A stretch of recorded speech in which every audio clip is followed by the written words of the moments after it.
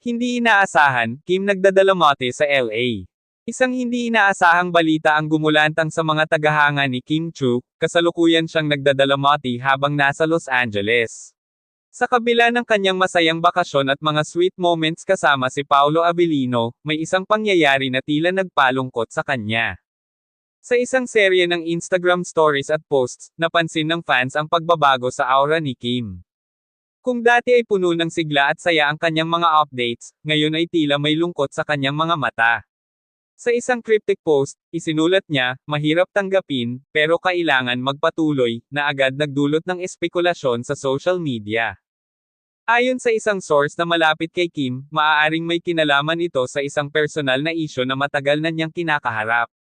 May mga nagsasabi ring may kaugnayan ito sa pamilya o isang mahal sa buhay.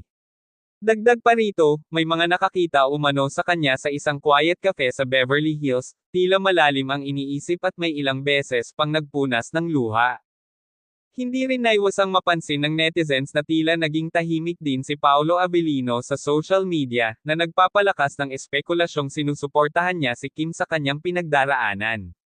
Sa kabila ng lahat, patuloy pa ring nagpapakita ng tapang si Kim, na madalas niyang ginagawa kahit sa mga mabibigat na pagsubok sa kanyang buhay. Ano kaya ang tunay na dahilan ng pagdadalamati ni Kim sa LA?